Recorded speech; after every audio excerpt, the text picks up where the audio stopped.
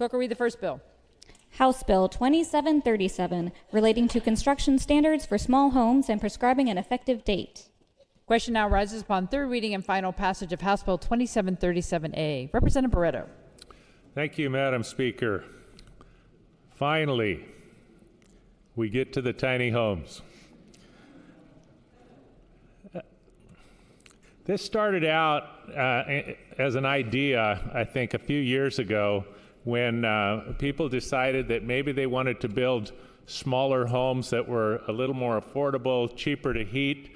They served a purpose. There was a market created, and there were manufacturers willing to build these, and then they started a small industry. So at that time, they were being licensed as RV homes by the state. And that went on for a few years, and then the state decided that they didn't really meet the criteria of RVs. And so they just shut down the opportunity that they had to build these homes by cutting off that RV license.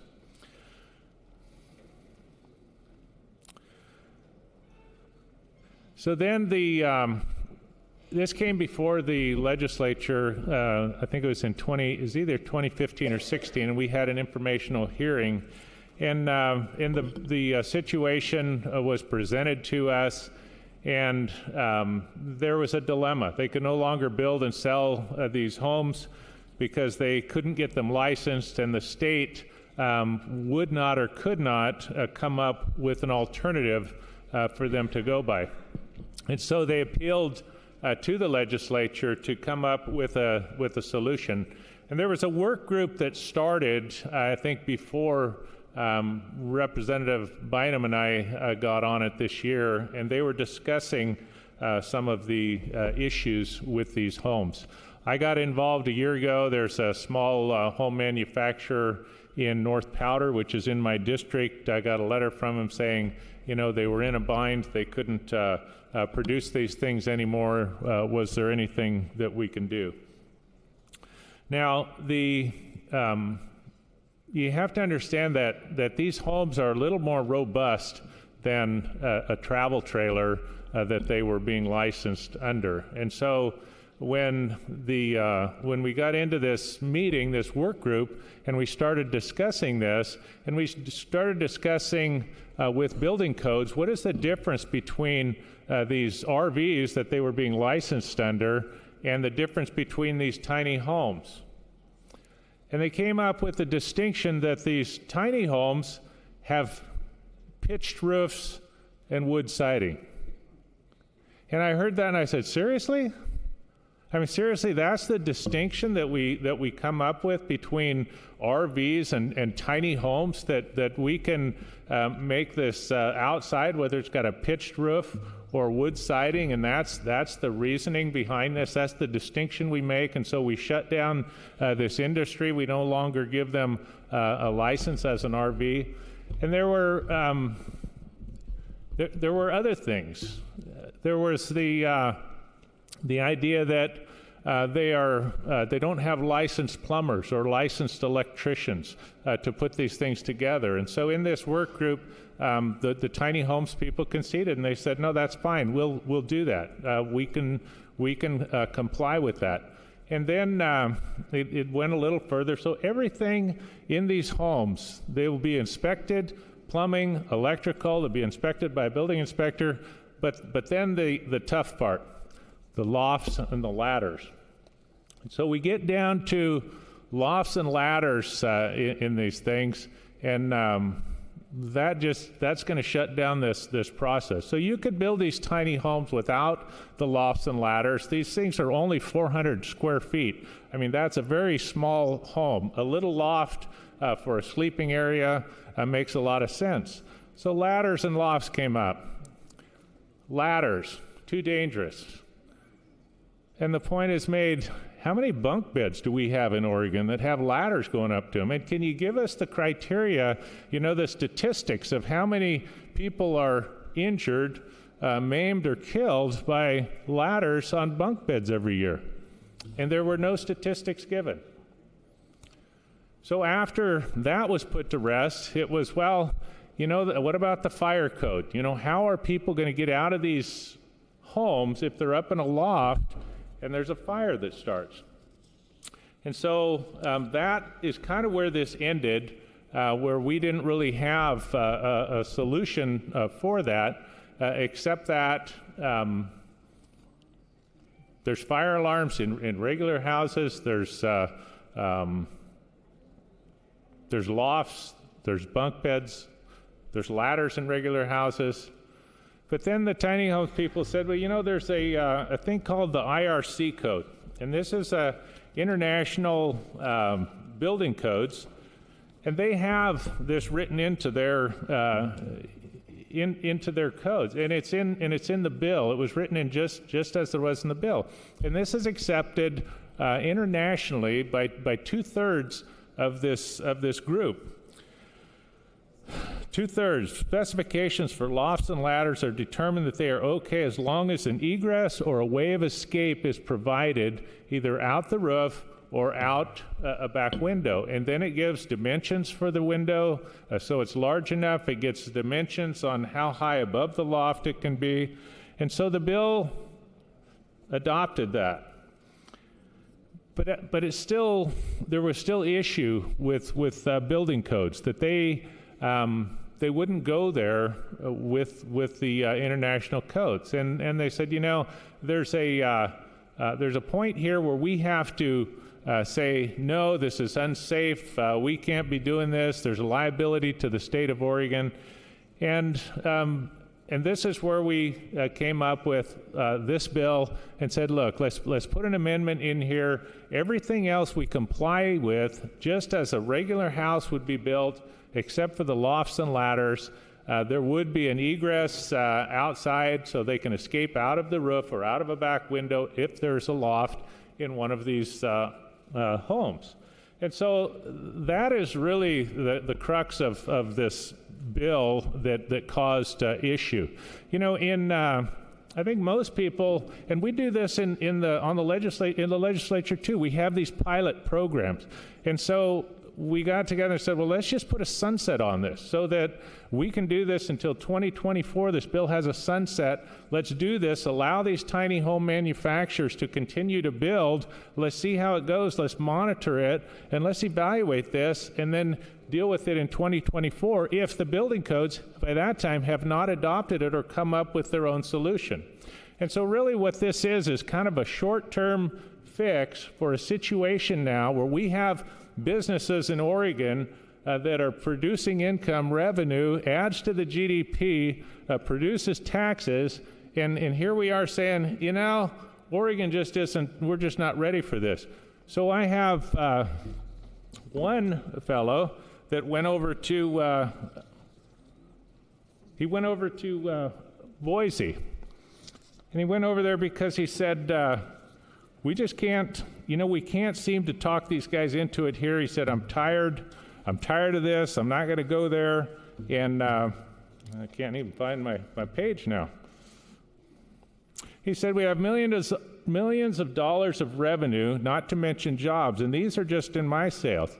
He said, I would guess overall the loss to the state is well over $8 million when considering the handful of tiny RV manufacturers either moving to other states or shutting their operations. It's really a shame. At one time, the Pacific Northwest was considered the epicenter for tiny house movement, and at a time when we are seeing many building departments throughout the country embracing tinies, allowing their placement as ADUs, and taxing and permitting just as they would a site-built structure, our state is shunning them. I just don't have the patience or the funds to battle the state. Kind regards, Lou. And this is where we are chasing out job creators from the state because we can't come up with a solution to keep them there. And all this bill is a solution, and I would ask for your aye vote. Thank you. Thank you, Representative. Co-carrier, Representative Bynum. Thank you, Madam Speaker. Colleagues, I bring before you today House Bill 2737, and I just want to make a personal appeal to you. For any of you who have been through the city of Portland or been through Eugene, we have people sleeping on our streets. And I didn't come here to step over bodies. I came here to do something about it. We all know how important the issue of housing is here in our state, and I hope that each of us would continue to work on solutions to help us get a real impact and have real deliverables to our housing crisis. Again, we have people sleeping on the streets, and this bill allows our nonprofits and our entrepreneurs who have stepped up to do something about it. I think it's rather arrogant of us to sit around a table. I remember being in the work group, and there were 21 of us sitting around talking about how we delivered housing to people. And I remember thinking, all 21 of us have a home to go to, but there are thousands of people who don't. So the issue is urgent. We don't have 2 years to talk about issues that we can solve today, issues that really mean something to people who are losing their homes and who are just trying to have safe storage for their articles, people who don't want to be assaulted at night, people who just want to sleep out of the rain or out of the snow. This is real. I'll read you a quick letter from, a portion of a letter from Dan Bryant, who is the executive director of Square One Villages. He says, "We at Square One Villages are building tiny homes for people in need of housing. We take the safety and security of our residents very seriously."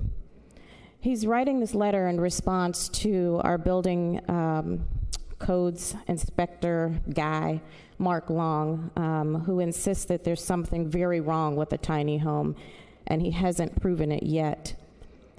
But Dan Bryant goes on to say that the risk of someone suffering from serious injury or death in the loft of a tiny home due to fire and smoke, we believe, is no higher in any bedroom of a standard home when you compare the benefits these tiny homes can offer to the risks of living without housing.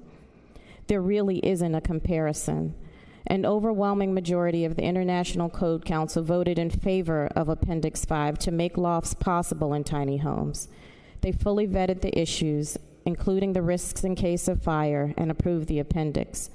We should not wait to make this a part of our building codes.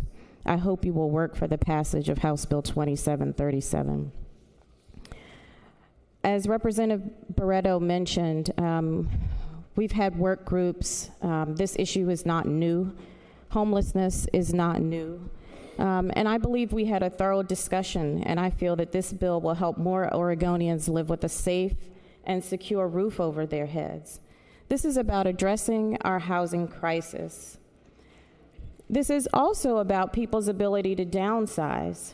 There are people who want to move from their 4,000-foot mansion into a smaller home.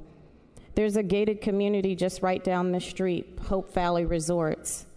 This is not about putting people in substandard housing. This is about allowing people to have options. I hope each of you takes this bill very seriously. I hope that it is a complement to the number of things that we're trying to do to provide housing in this state, knowing that we're in a shortage. And I encourage and I vote. Thank you. Thank you, Representative. Further discussion? Representative Kettemer. Thank you, Madam Speaker. To the bill. To the bill. Thank you, Madam Speaker and colleagues. I want to talk about why I have strong opposition to this bill.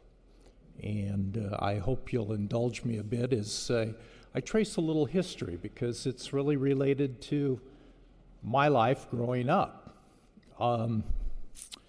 You know, I've mentioned before, I grew up poor, and I still remember growing up my early years on our little farm in Corvallis. There was a period about 6 months we lived in one of the abandoned chicken barns. And then we built a house. Actually, I think you would call it a shack. My dad and I went to a neighboring farm, and we salvaged boards from an abandoned barn, and that became the timbers that we used to build this new sort of house. Of course, it didn't have any insulation or or any internal walls, but it was a place that, well, except for a few cans, sheltered the rain. And then we went bankrupt, and when I was in second grade, and we moved to the mountains of Central California. And we sort of repeated history there, except we moved from fryers to laying hens, and we built some carport-like buildings for the chickens, and we built another shack that we salvaged, number 4. That's the discarded timber from a timber mill about 20 miles away. And it was quite an interesting place. And you know, when I was in 5th grade, we went bankrupt there too. And so we moved into town, and my dad began to struggle to figure out what was next after poultry ranching. And it was in 8th grade, Dad decided that he would build a duplex and sell it and make some money for the family. And so he bought a vacant lot, and I was finishing up I was in 8th grade at the time, lived about 7 miles away, and they had no transportation, so I rode my bike to school every day.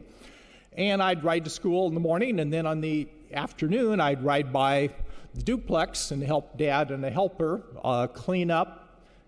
In those days, they didn't have studs cut to size, so I cut a ton of studs and all kinds of odds and ends that a 13-year-old could do. And we built that. And that was an interesting experience, I've got to say, because growing up on the farm, we had no standards. And I remember when the electricity didn't work right, we just kind of jiggled the fixture a bit and tried not to touch the bare wires, because that gave you a shocking experience. It wasn't much fun. But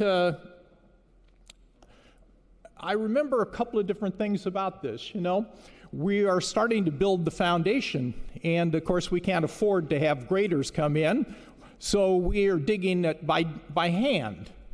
And my dad borrows this kind of interesting thing. It's called a transit. And we put that on the ground, and we measure how deep we're digging, because you see, I guess the foundation needs to be level. So you have a level house, I guess. And it was kind of interesting, and we started then putting in these plywood pieces for the forums, for the cement. And we had to put all of these wire ties in there, and they had to be at certain distances. And it was bizarre. We had to call these people. They were called inspectors. And they came out, and they made sure that we had done everything right. And that was a little difficult, but we got through most of that. Although I think the one that really stuck in my mind was the electrical inspector. Dad was in the process of wiring the place up and doing pretty well. He was handy. He was smart. He couldn't read or write, but he could do some things. And the inspector's inspecting, and he finds that this one circuit has 3 too many lights on it. And he says that you've got to change this. This isn't okay. And so... Excuse me, Representative. Representative Benz yields his time. Please continue. Thank you very much. I'm sorry to make this so long, but I think it's a story worth sharing. And, you know, my dad sometimes I thought I was adopted because he and I are so different. He was one of the most patient people I've ever known. And it was really fun to me to watch him, because this really irritated the daylights out of him. He's going to have to waste all of this wire and take it all the way across there and do all of this work.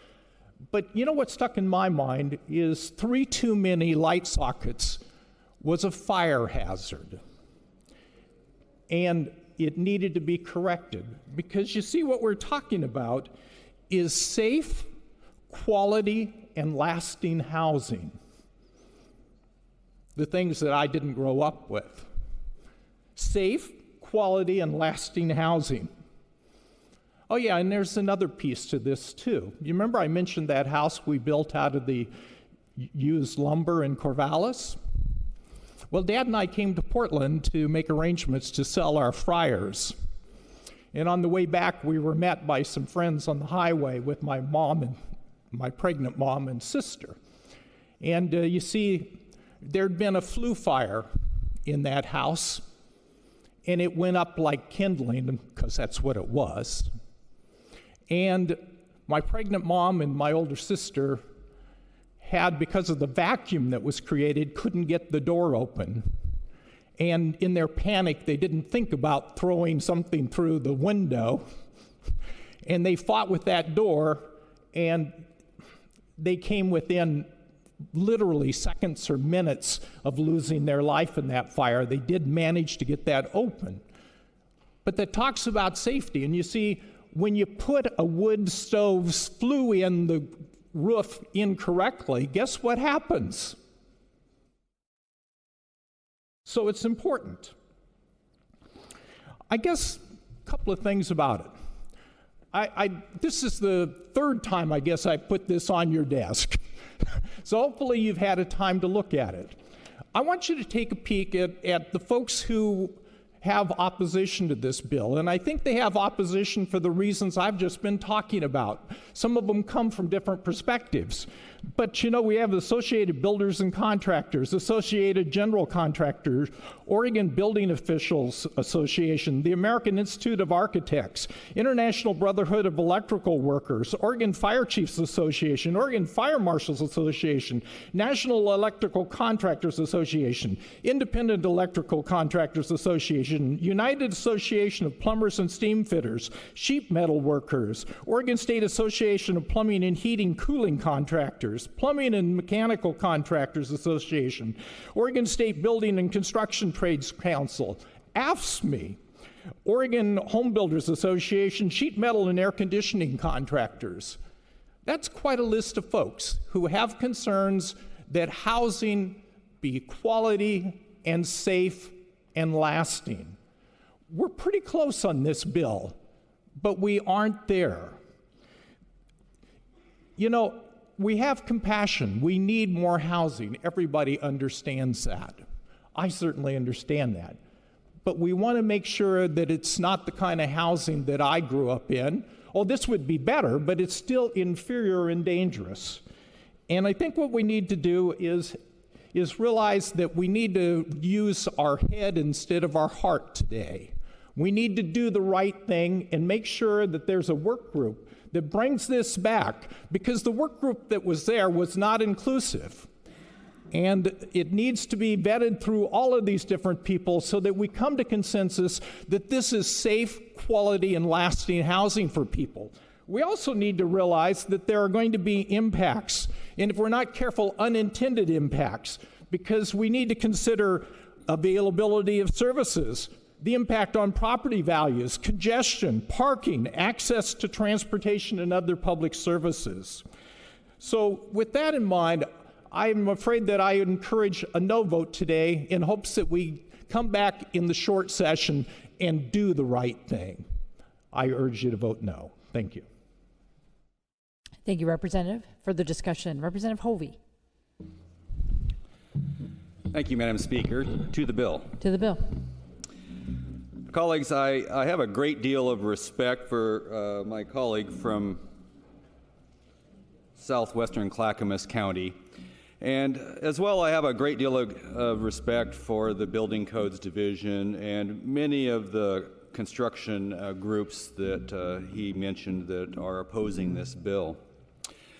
However, I do want to make it perfectly clear that the code that's being adopted for tiny homes, specifically addressing the lofts and ladders issue, is from the International Residential Code that was approved, as Representative Barreto commented on, at the national level for the adoption process for the 2018 code update.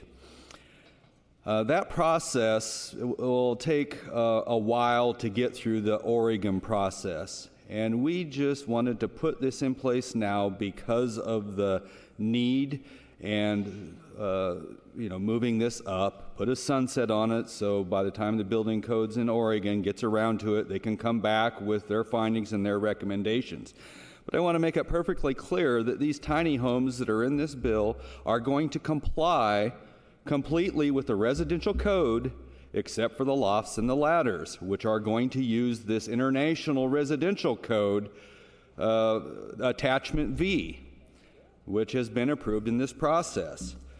I question a lot of the, we put this issue in front of the Building Codes Division about 16 months ago, asking for their help to provide us a solution in this so that we could move forward.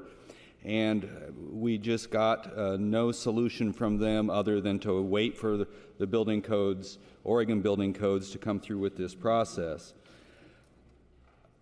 I think that when we look at this whole thing and we're talking about this, I asked the Building Codes Division, so you're really concerned about the fire safety, all the work on these tiny homes are going to be done by licensed contractors.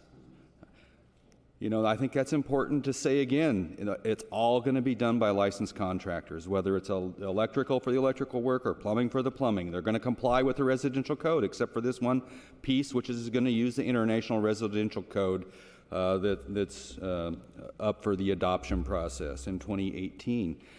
I asked for a legal opinion as well from legislative counsel on this bill because there was this concern about equal protection that was brought up by the Building Codes Division. And there was the concern about, exposing the state to tort liability. And I got an answer back from legislative counsel that said that they had no concerns about equal protection under this. They saw no concerns about equal protection under the Constitution for this legislation, and they saw no concerns for state liability of negligence in adopting this code. It seemed reasonable given the review that's happened at the national level. I've got support from some building officials around the state who think that this is a good solution. I think the bill provides a reasonable and workable path that will enable tiny homes to be built safely, above board, and with appropriate building department oversight.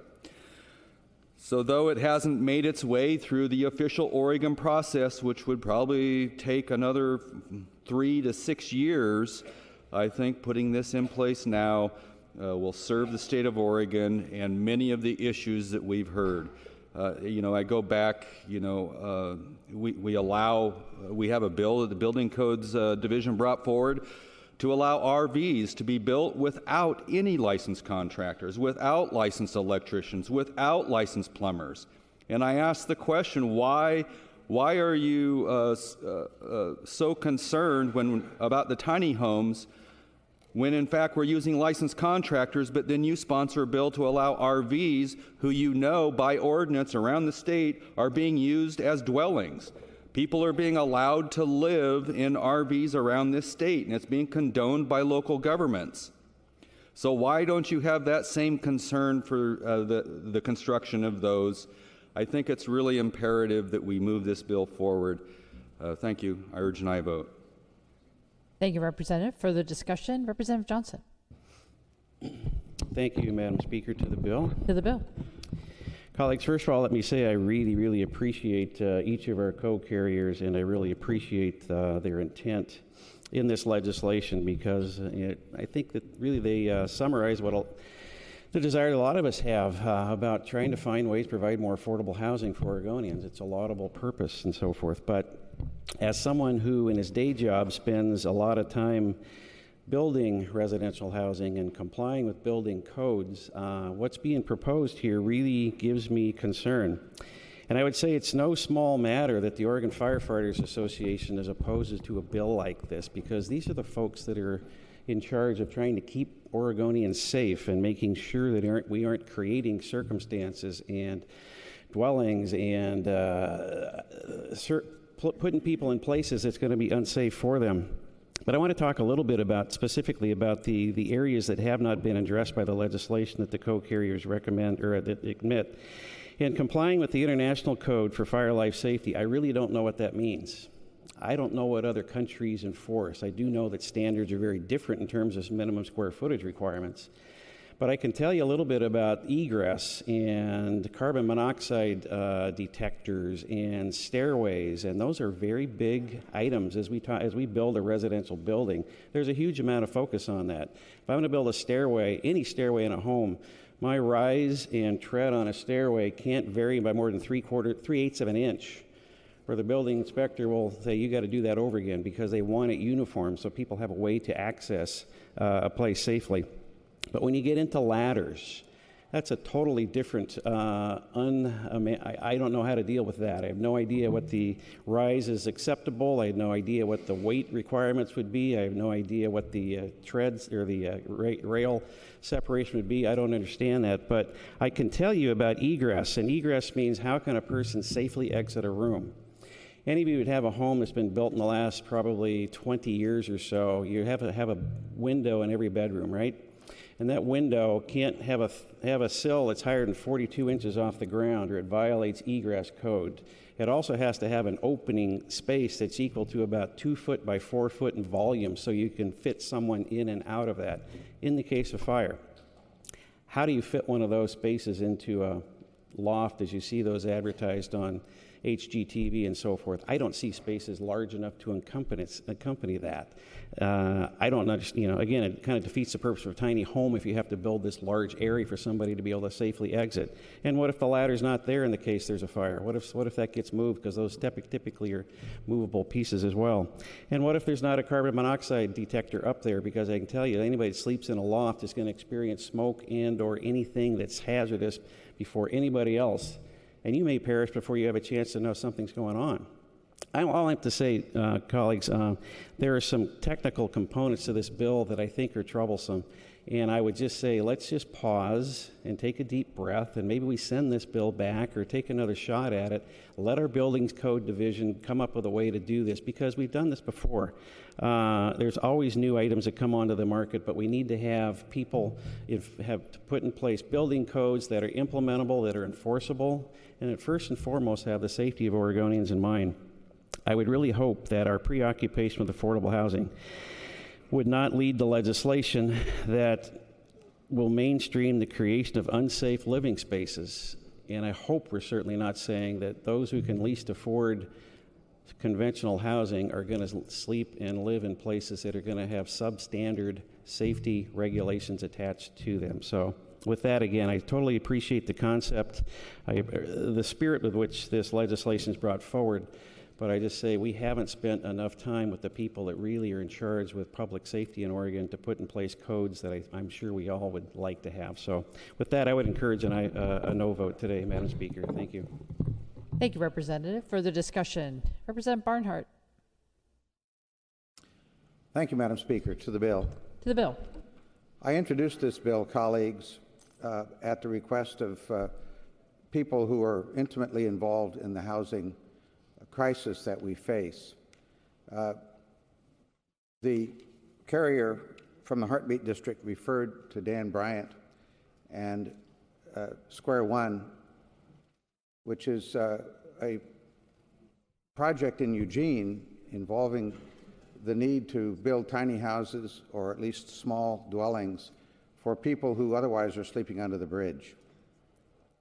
We have thousands of students, of kids, who sleep out in the winter, in the rain, at night because they have no place to live. The housing crisis is here now. I have great respect for the Building Codes Division. They worked hard to accommodate what I thought was important in dealing with establishing readiness for electric vehicles in large parking lots, and that regulation will go into effect in October. But their cycle of action on issues like this will mean that we have a 3-year or a 6-year delay in getting decisions made that will allow for the construction of tiny houses. Colleagues, those students cannot wait. This is the minimum bill that will accomplish the goal of allowing those constructions to go forward now. Those who are involved in building housing for low-income families are able to build a few houses a year that are standard 1,200 square feet or so houses, usually often 2 stories. They cost what houses like that cost. These houses can be built at much lower cost, with a higher density, and get more people out from under the bridge or the tent or just out in the rain. This is an important bill. The bill also, in its own terms, goes away, disappears, after the Building Codes Division has had time to do their vetting. Is it perfect? No. Is it better than what we have now? Absolutely. Colleagues, I urge an aye vote. Thank you, Representative. Further discussion? Seeing none, Representative Barreto, would you like to close? Thank you, Madam Speaker. I would. A couple of things. One, we have built quite a few buildings over in La Grande for our business, and we build them under 16,000 square feet because you go over 16,000 square feet and you have to put in a sprinkler system in the building, which is another, probably $80,000 in one of those buildings. So now we're building one that's 23,000 square feet, comes under a whole different set of codes. Once you go over 22,000 feet, you go into a whole bunch of different codes. And so there are different codes for different sized buildings. And all we're asking in this one here is that the ladders and the lofts would be adopted under the International Building Code. A couple of things. One, I will take a deep breath, and I will say that I do have a heart and I do have a head, and these are not shacks or chicken barns. These are houses that are built under the same specifications as a regular house. And as a representative from the Emerald Empire said, look, the only thing different is the ladders and the lofts, and all we're asking is to allow that little bit of this construction to be allowed, because in 400 square feet, a big stairway gets in the way. So this really is a simple bill, and I would encourage your aye vote. I think this will help the small homes industry, and it will also help those looking for a small, affordable home. Thank you. Thank you, Representative. Those of the opinion the bill should pass will vote aye. Those opposed, no. Clerk will open the voting system.